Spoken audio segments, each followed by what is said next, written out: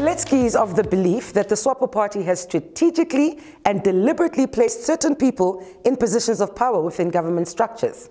Our justice delivery system is perhaps one of the best you can get.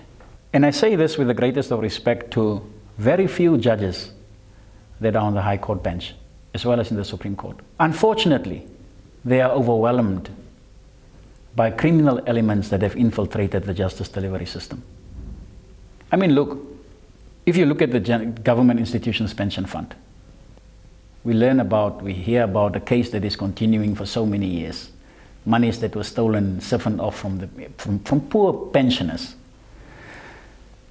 Nothing is happening, you know. We know that the money was directed to company A, B, C, D, E, F, G. We know these companies are registered in Namibia. We know who their shareholders and their owners are. But the Anti-Corruption Commission is silent on it. When Mr. Hango left the management of GIPF, his position wasn't advertised. Mr. Nyoma stepped into his place and he replaced him as the principal officer of GIPF. Why? Why wasn't it advertised? Because an independent principal may just discover certain things that will upset him and who will disclose these things that happened, you know, in his predecessor's era to the Anti-Corruption Commission. Why are some positions not advertised? Why are people just handpicked and appointed in them? Who applied for Paulus Noah's position at the ACC? Why was Paulus Noah appointed in that position? And what has he done about the GIPF? What has he done about some notoriously known crimes in this country? But if you dig into his history, who he is, and where he comes from, who he is related to, you'll discover why he's there. So the justice delivery system, you know, pockets of it work magnificently.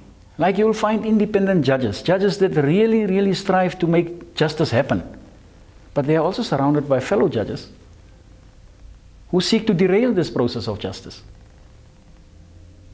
Greater so, the larger part of the criminal justice system is headed by goalkeepers who were put in place to protect the interest of certain very senior individuals.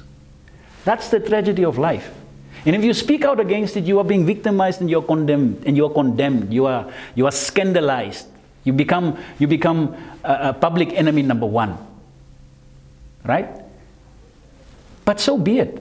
As I say, unless you scream at the top of your lungs, SOS, this ship is sinking, Namibia will be a sunk ship.